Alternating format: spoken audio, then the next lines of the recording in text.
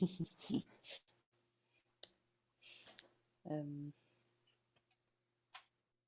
realised I can't see my notes. Am I talking on this bit? That's the I think so. Sorry, we get confused between different presentations that we're doing. Here we go. Okay.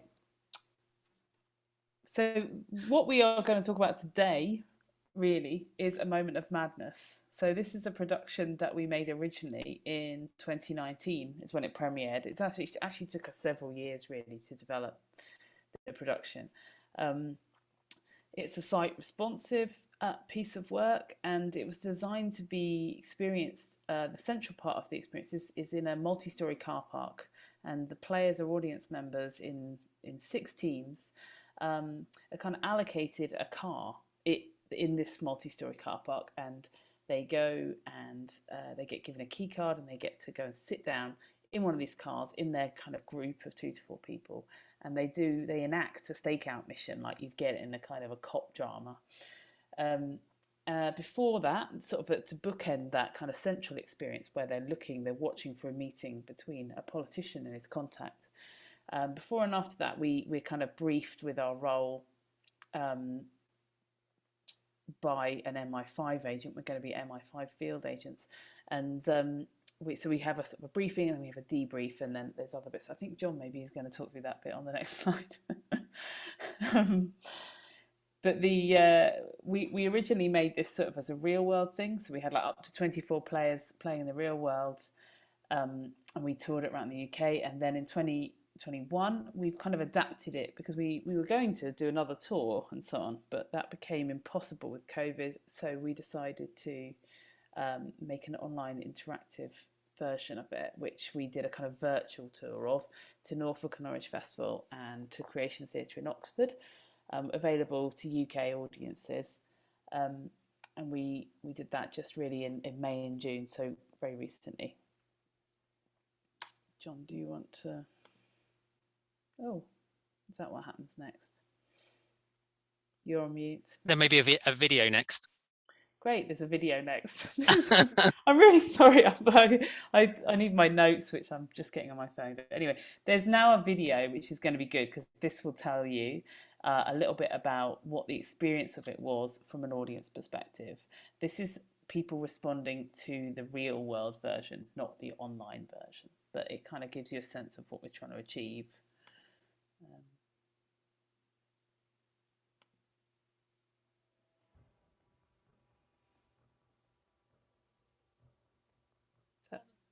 Can you hear that?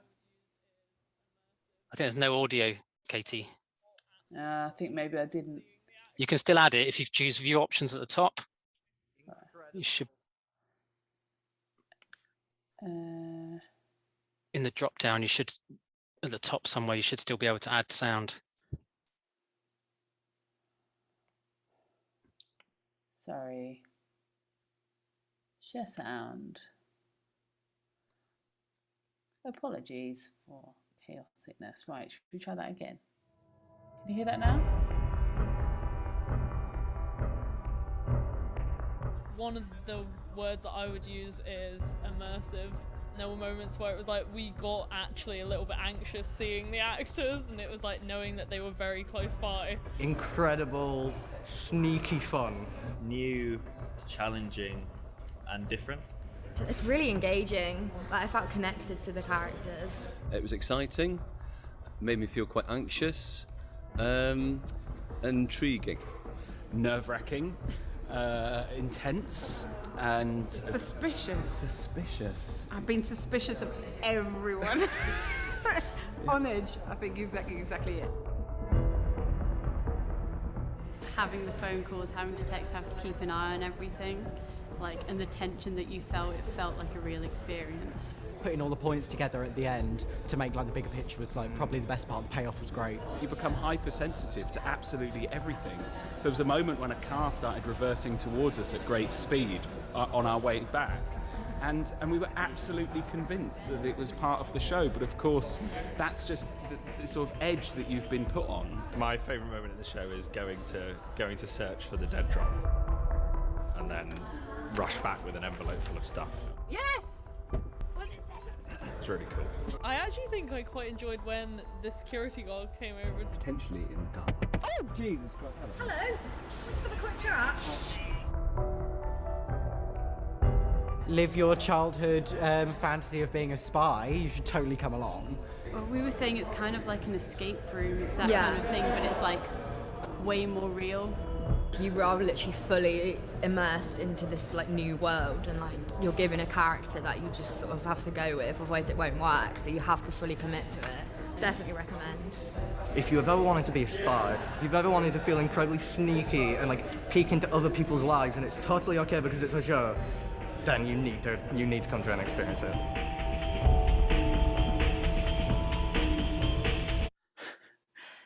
Yeah, we like that guy. His comedy. It's nice actually watching it back with Louise there, because Louise has actually played it. I just remembered you came to like a premiere thing of it before. Anyways, that's kind of how people describe the experience. So then how we describe the experience is maybe slightly different, but as Katie started to point out before, it's a traditional 3-act structure, right? So Act 2 is the bit that people really remember and that they really relate to, which is being in the car park on the stakeout, being spies with your mobile phone, watching the action that happens in front of you. So you're in a car that we have actually provided for you. So we've parked cars in the car park ready for you to use. And obviously it's quite exciting getting into the car itself. That's quite an exciting moment. You really do feel like a spy. And so that middle bit takes about 45 minutes, and it has the kind of briefing that happens before, 20 minutes of or 15 minutes of briefing. You're going to be a spy. What is it you're doing? Who are you investigating? Turns out it's this politician that you can see on the left-hand side of the screen, Michael Makeson. And then obviously you come back in Act 3 for the debrief. So what is the information you found out? You've been tracking Michael. What is it he's been up to? Who has he met in the car park? And actually, when you come back, it turns out that there are 6 cars in the car park. So there are 6 teams playing the game simultaneously, and each team has found out something different. So the game has been set up so that it's not 6 teams in competition, it's 6 teams in collaboration. And you sort of only realize that when you come back in Act 3. Oh, I think I've lost it. Oh, there we go. It's my fault, sorry. When you come back in Act 3. So each team actually gets to see a little bit of action. So there's obviously actors in the car park performing for us, and each car has a different scene that operates nearby them. So they get to see something different of what Michael is up to in the car park. And the kind of there's a big hacking mission where you're trying to intercept some documentation.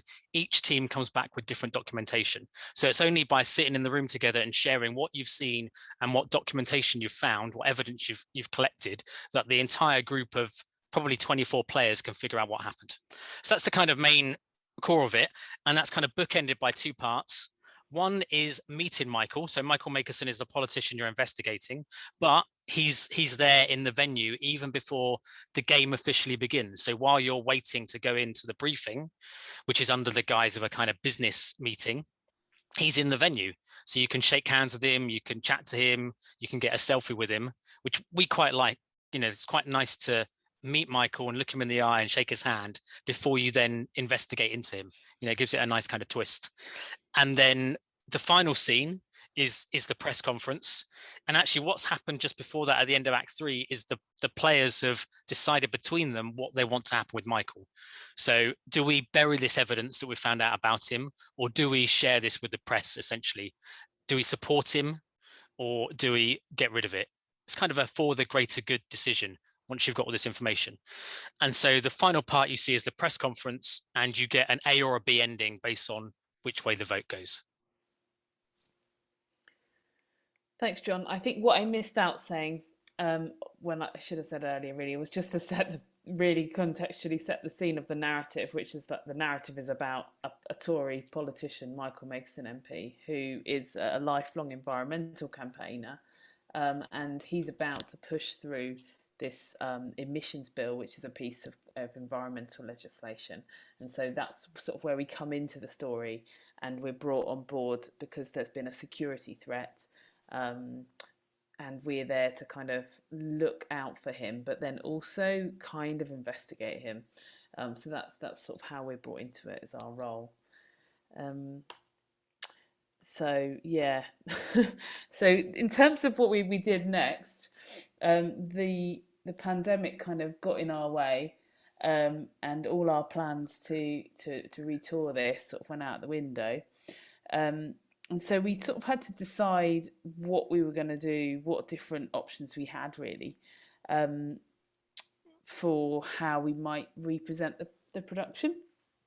So initially we thought about, given that the production doesn't have a massive audience and it kind of exists in group bubbles anyway within cars, we thought maybe we might be able to just do a kind of a socially distanced version somehow. We considered making it a drive-in show, so that you drove in your own car and parked it up in the multi-storey car park.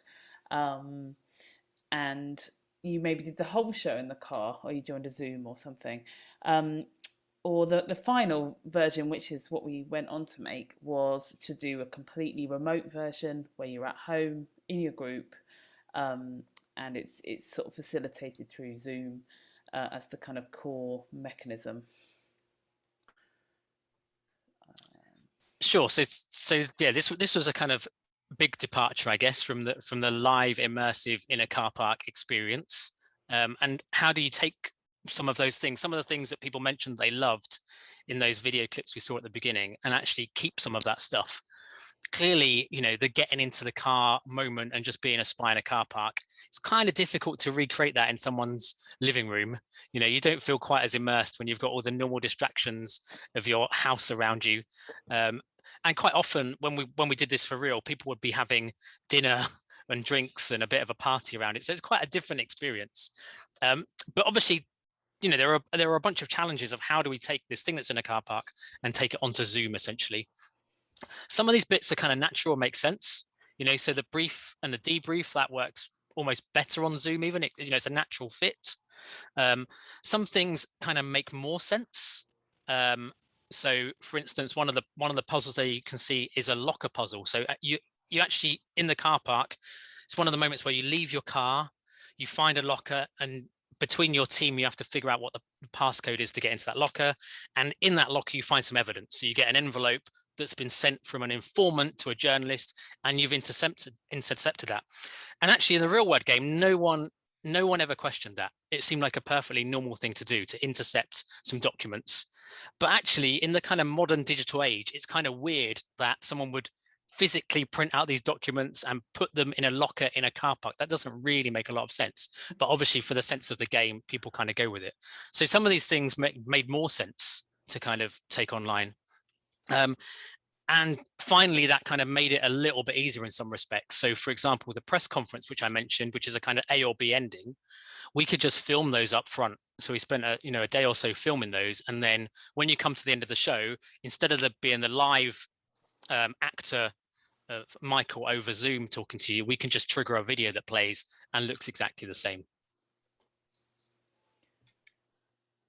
Can I ask a question? Would you say it's better value for money in terms of, not from the audience point of view, but is it, what am I trying to say, sort of more, less outgoings in terms of like props and actors and like spaces and all of that sort of thing, or not? Yeah, I mean, definitely it's much cheaper to run, obviously, because, you know, just getting all of our actors to the same venue, you know, which is when it toured, it would go to a particular city.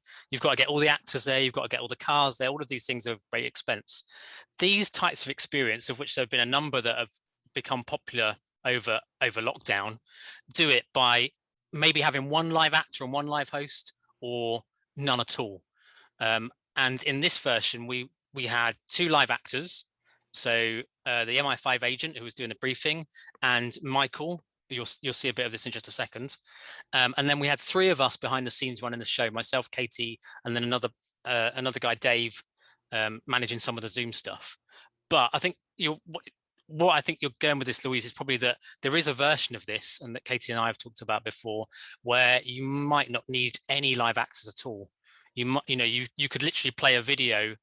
you need to do some adaptations, which you'll see as we go forward. But you could play a video of the briefing at the beginning, and we could change Act 3 a little bit, and there'd be no live actors. There'd be perhaps one person behind the scenes making it work. You could get on the deep fakes and do some AI, and then they could say whatever you want, couldn't you? Like, yeah, I mean, we would probably just pre-record loads of stuff and then kind of trigger it on different keys. But yeah, or deep fakes. Yeah, it's still, the way we ran it was still quite resource heavy, to be honest. But I mean, part of that was because, to be honest, it was good for us to give our actors some work, because, you know, actors have had a terrible pandemic. So, you know, it didn't really feel like the right time to cull actors from the budget. You know, if we went on to try and run it in a way that made a bit more financial sense, then yeah, like John said, that might be a better option. Here's Michael up close there. So there are several aspects of adapting the production to online that were a little bit harder than the things that John's gone over. And we'll just go through a few of those to kind of work out how we sort of tried to approach them. The first one is the opportunity to meet Michael Makeson MP in the flesh before the show proper begins. So we were trying to come up with an alternative to when he's sort of in the lobby, taking a selfie with you, having a chit chat.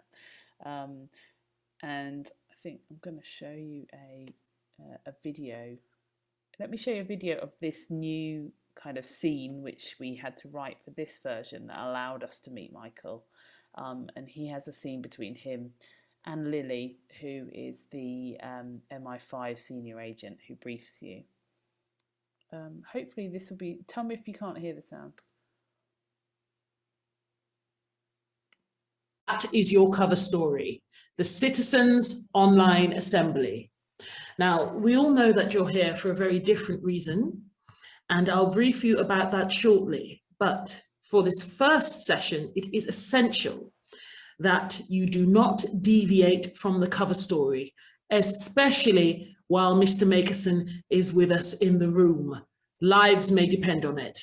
So, does everyone understand the instruction? Excellent. I'm letting Makeson into the room now.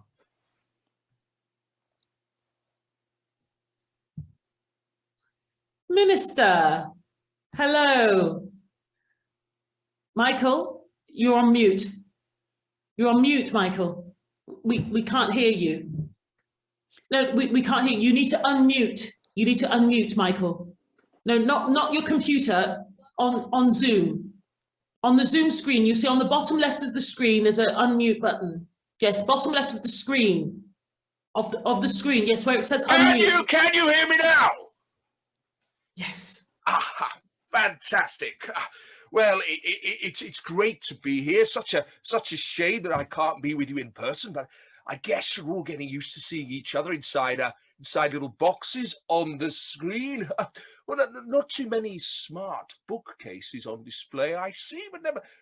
Now, Purple, I've not spoken to you yet. Purple Niels, is that right? Hi, yes, that's Another right. formal person with both your names there. Where are you calling from? From overseas, actually, the Netherlands.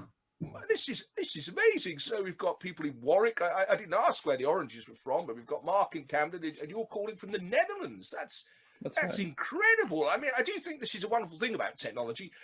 You know, the pandemic has been terrible, but there's been some positive things, rather like Mark was referring to the reduction of car traffic and hearing bird song. And then I found with Zoom as well, you know, we can look inside each other's homes. I've looked in homes in Warwick and Camden. Now I'm peering in one, you know, inside your home in the Netherlands. If pre-pandemic, if I was peering into your home like this, you'd have every right to say to me, "What are you doing in my garden?" Wouldn't you, Niels? Yeah, that's Right. right. Yeah. I'm terribly sorry to interrupt, Minister, but time is ticking away. Well, I was just about going Dutch there, trying to get some advice, but no, of course, time is ticking away, and I can't be with you for very long myself. Actually, as Mark referenced, there's a big announcement coming on later today, and I've got to do a lot of preparation for that.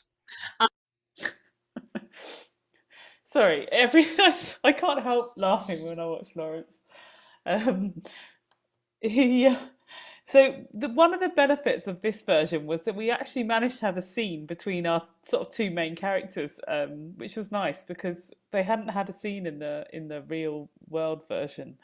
But he interacts with each team live. We saw him interacting with one team who was actually just an individual who actually happens to be the graphic designer on the show, but he interacts with all of the groups. So at the moment, that's sort of quite labour intensive, but it hopefully draws the audience into the experience.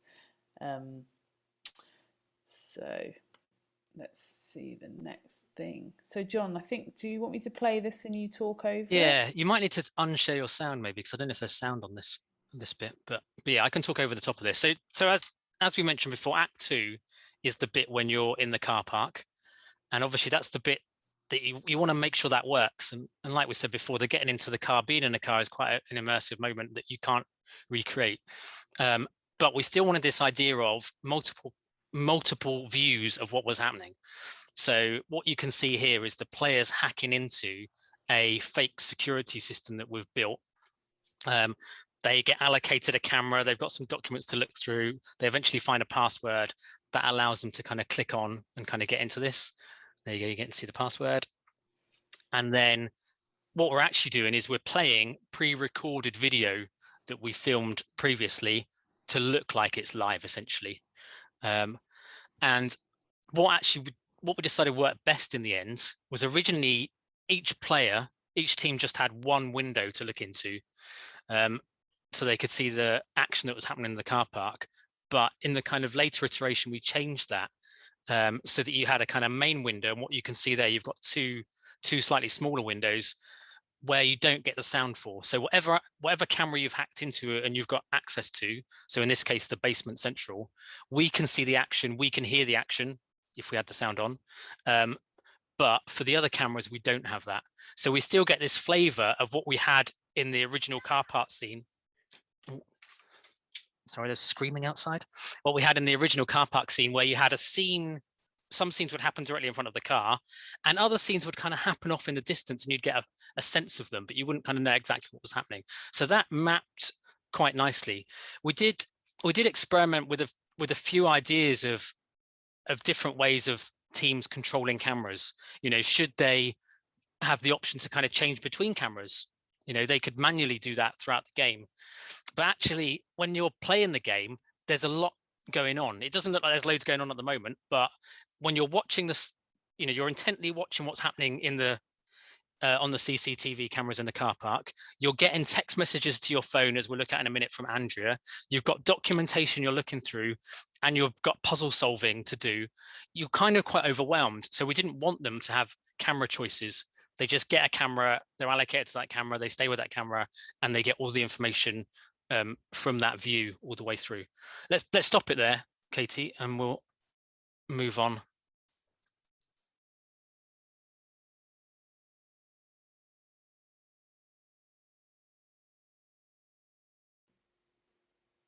Gets rid of my pointer, sorry. Right, so just a quick thing about making those films, really. So we created those films. I mean, in the real world show, people are actually sat in the car park and things just unfold live with live actors in the space in front of them. And the members of the public who happen to be parked in the car park are also appearing as kind of accidental extras in our show, which we enjoy a lot. And sometimes they are more performative than our performers, which is quite good value. But for this version, we worked with a filmmaker and a sound recordist, and we filmed the scene as a single 50-minute take with 3 fixed position cameras. That's because I can't do continuity and did not have the resources for that. So we just basically filmed it as one shot. We knew that it was one continuous scene. We could trust that the movement between the cameras, you know, was going to tie up if we showed them back to back, which at the time of filming, we hadn't decided that we would. And we mixed sound between fixed mics at each camera and also radio mics worn by the people who are speaking. the guy you can see in that image is actually the sound guy there. Yeah, so it was actually a quieter car park than it would often be, to be honest, because we had to people it with our own extras, which was quite hard to pull together in the middle of a lockdown. We also tasked our writer Tim to rewrite the scene a little bit, to allow us to film it within the guidance at the time of having to be 2 meters apart. So it used to be the case that he would, it's a bit of a spoiler alert, they would actually kiss at one point, him and his contact. So we couldn't really have that anymore because we didn't have the time and couldn't afford for them to have a 2-week quarantine period to allow them to do that. So we had to sort of ditch the close contact, and everything had to be done over 2 meters. So we got more of the audible stuff in this version. So we had to rely more on what they said, and then through sort of more expansive movement, really. So we just had to sort of shift the scene.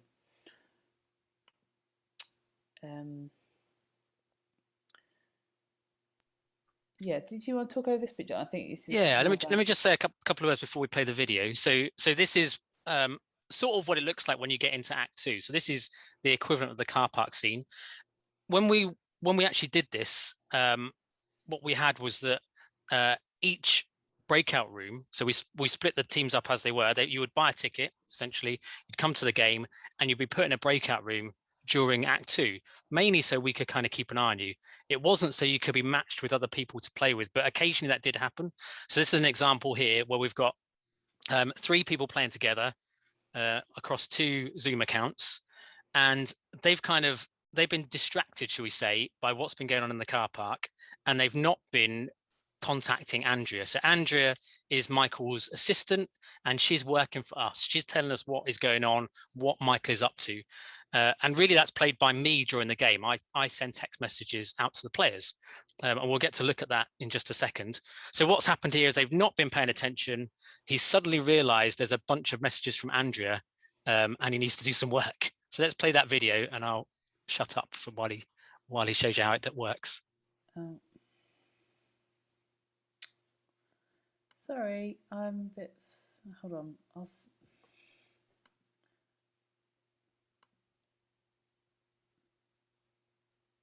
just need to add the sound. Sorry. It seizes my pointer all the time. So anyway.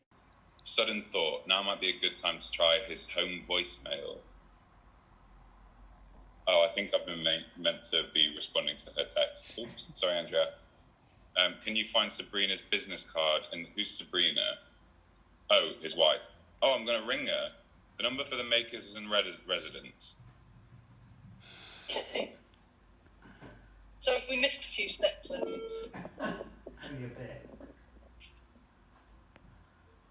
This is the voicemail for Sabby, Mike, Jess and Juliet. Friends of my brother should know he's no longer contactable via this number. If you're looking for Jess or Juliet, please try their mobiles. If it's urgent, I can usually be tracked down via the CAM office. And if you're looking for Mike, well, good luck.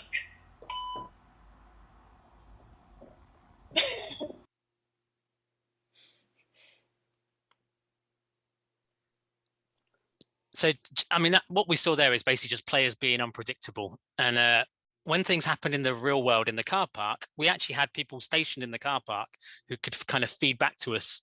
And you might have even noticed that in one of the video clips of a parking attendant, a fake parking attendant knocking on the window. That role was really so we could make sure that people hadn't sat on the phone, for instance, and had no idea what was going on. And so we used the breakout room as a way of kind of popping in there if the players seemed completely confused or lost because they weren't replying to Andrea. So let's have a very quick look at this. Can we play the video actually, Katie? And I'll just try and talk over it a touch.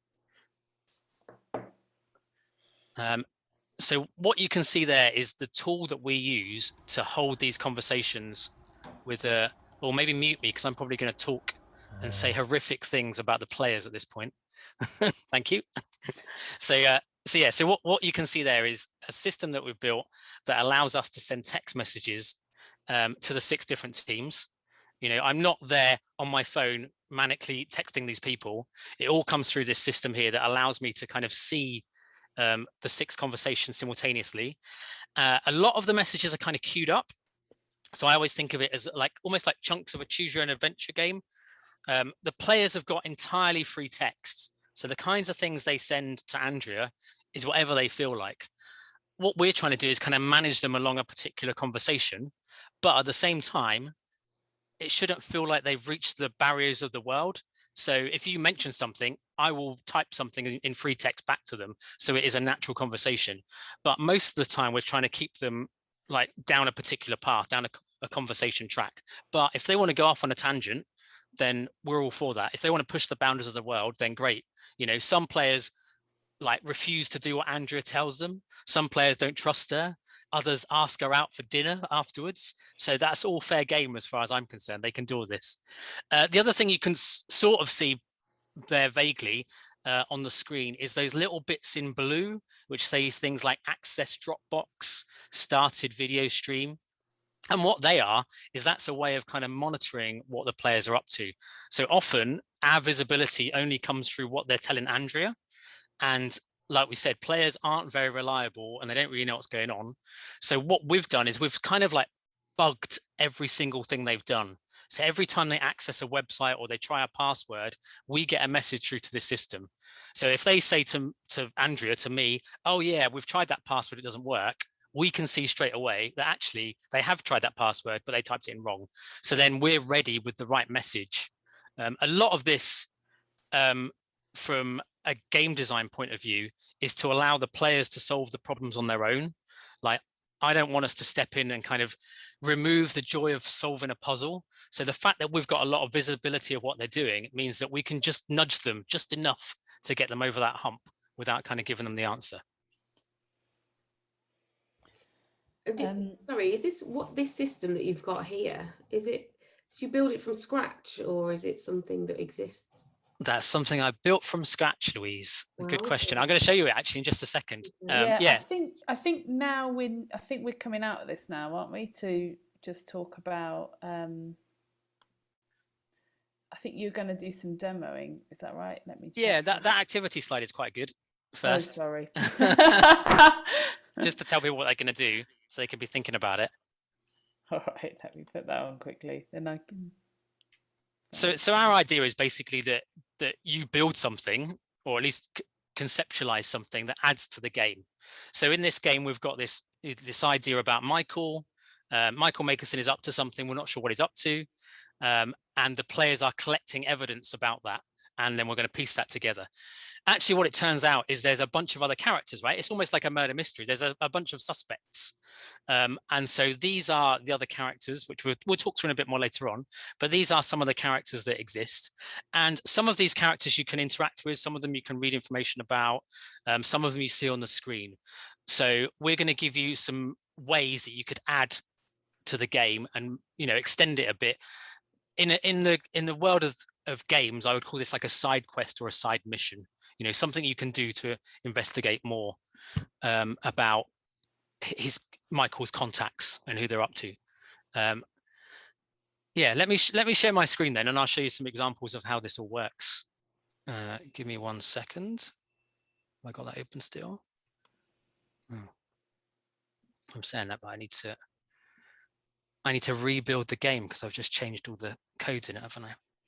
So what I've now done is I've taken the phone numbers you've given me and I've put them into this bit of software, as Louise points out, that we've written ourselves. I like the fact you say ourselves. I mean, I have had nothing to do with writing that software. Hold on, let me just move that over. I'm just adjusting my multiple screens. So let me screen share this. Okay, can you see something that looks kind of ugly, but it's got a load of buttons on it, hopefully? Yes. Okay, so this is the kind of control console that we use to run the game. It does a number of things, but mainly it's there to kind of simplify sending the text messages.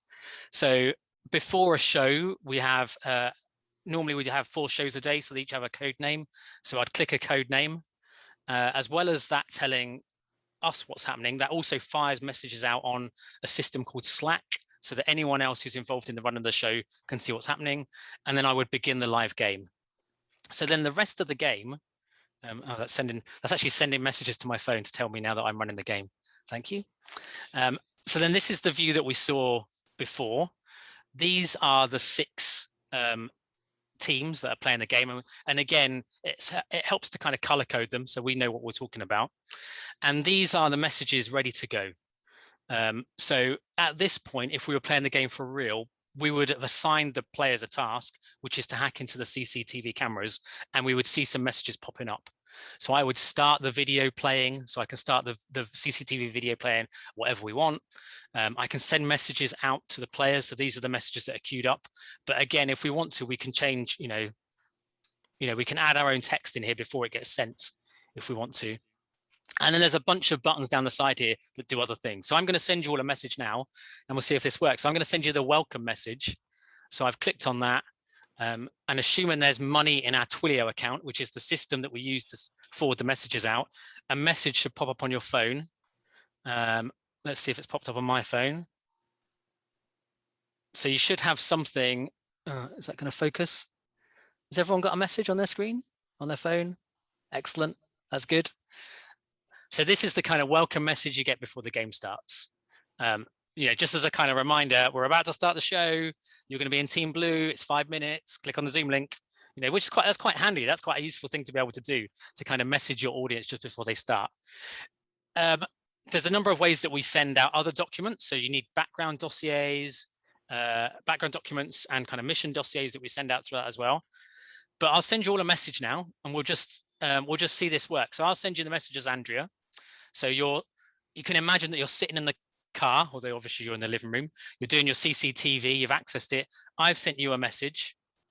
So that's me clicking that now. You can see they've turned green. So there's 6 messages that have fired off. And you should now get a message on your phone, hopefully, that says, "This is Andrea. Have you accessed the camera feed of the car park?" Which you can then reply to. You can just either type some free text in and you'll see it pop up on the screen in just a second. Or depending on what operating system you've got, sometimes it gives you suggested answers, like a smiley face or a yes or a no. There we go. So whoever is purple has replied, "Back off, Andrea." Thank you, whoever purple is. Right. So then I know what I'm expecting you to say, right? So we've got pre-scripted things. So people that have said nothing, I might just send you a nothing message or something else to you. So I've got these ready to go. We'll send you a yes, we'll send you a no. And then normally the system will wait 30 seconds or so before sending the messages to at least, 1, to not bombard the players, and 2, just to give the sense that these are being typed by hand, right? It's a bit weird if I reply with like a massive stream of text in like 1 second. People kind of get onto that. So then once the 30 seconds have elapsed, you can see the buttons are turning green for me. I can override those, but once they've all turned back, I didn't choose one for them. I can then either send the messages all at once, or I can send them individually. So there you go. So the people that have sent me messages, It seems like really impressive, this system, by the way. Cheers. It was loads of work. It's really handy to be able to just have that visibility, and it should feel like that the players can do whatever they want to do. They can write anything they like. So this is one of the areas we thought you could add something. So we can send messages from Andrea, but also if I drop into one of these, I can send messages to you as any of the other characters. So as Honourable John, as Jimmy, as Sard, as all sorts. So you might want to write a little bit of script. And this down the side of the screen here is the script that we use during the game from Andrea. And what happens is as the game is played more and more, we add kind of more lines to this. And this got changed quite heavily as we switched from the car park version to the online version. Let's just do something quite fun before we finish up, actually. Let's go down to the Jimmy call. Who's replied? So green, pink, and purple. I'm green, so you're green. Okay, don't worry about phoning me. Save you money. Yeah, say my money. Okay, so then there's lots of things you can do, right? You can, as players, dial all these other characters, and they've got voicemail messages you could listen to. So that's another thing you might decide to do. You might write a voicemail message for someone, a character that doesn't have one currently. Or you might want to do this. So we're going to look at an example of this now, which is we can make outgoing calls using this system as well. So I can now dial. So I'm going to dial pink and purple. And you can see that's making a Jimmy call. There'll be a slight delay, and then your phone should start ringing. And you can answer the phone if you want. You can answer it and listen to it. Hello.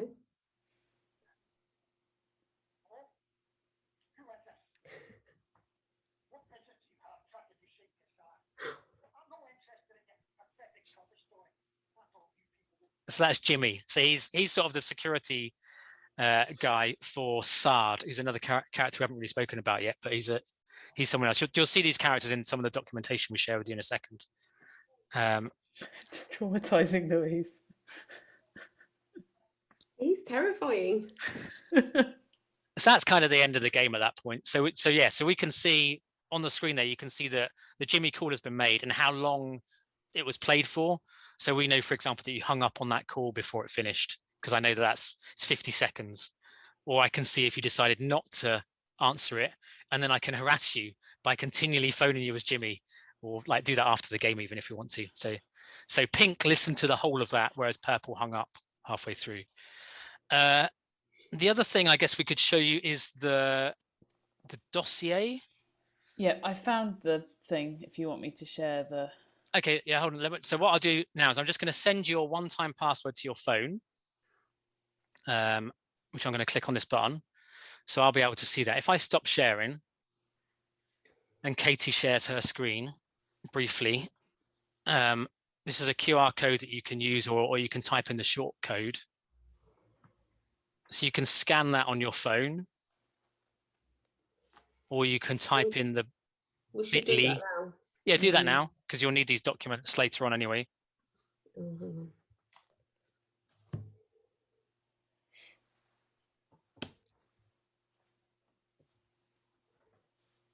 Oh, it won't scan.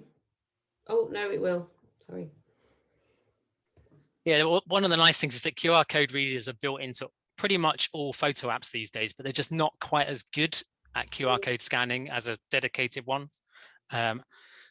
So once you get onto that website, there's a code for you to type in, which you were texted before. So I've got the answers here, right? So who's there? Pink, your code would have been panic, I think, and purple, your code would have been paper. So if you type those in. Oh, that's enjoyable, isn't it? That feels nice. I was a ghost. So I can see on my screen that Katie has got in, that purple is in, and that pink is in. So I can see that 3 people have opened that document, which again is useful information for us during the game to go, okay, has anyone read any of this stuff? Do they know what's happening?